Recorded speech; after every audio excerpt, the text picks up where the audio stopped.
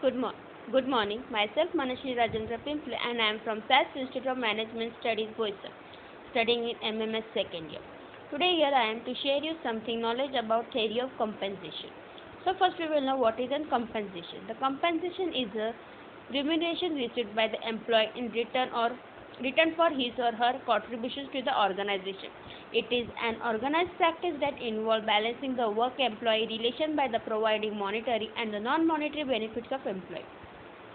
So there are three. Now, what are the theory of compensation? The theory of compensation. There are the three types of main theory of compensation. First is the reinforcement and the expectancy theory. Second is agency theory, and third is the equity theory. So we will first know what is the enforcement and the expectancy. The theory is based on the assumption that the reward earning behavior is likely to repeat it. That is, an employee could be the same thing again for which he was acknowledged once. Similarly, in the case of expectancy theory given by Bloom, the employee is motivated to do a particular thing for which he is sure or is expected that performance will be followed by a defined reward or an outcome. So, second is the agency theory. This theory states that both the employer and the employee are the stakeholders of the company, and the remunerations paid to the employee is the agency cost. The employee will be try to get an increased agency cost, whereas the employer will be try to minimize it. Hence the remunerations could be decided in such a way that the interest of the both the parties can be aligned.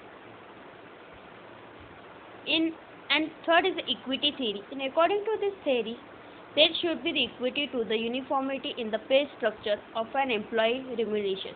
If the employee feels he is not being paid fairly for the amount of work he does in a day, will result in the lower productivity, increased turnover, and a high absenteeism. In the remuneration system should be complete with the three types of equity. The three types of equity, first is internal equity, and the internal equity means the employee perceives the fairness in the different pay for different jobs based on the nature of work. Inward, that is, he must feel that pay differential among the jobs are fair.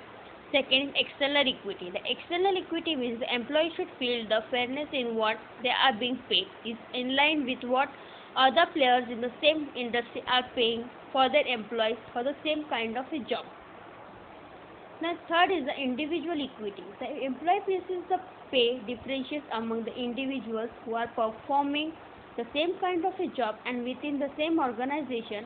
Usually, an individual with more experience gets a higher remuneration as compared to the fresher, irrespective of the nature of a job. Thank you for watching and listening to my presentation.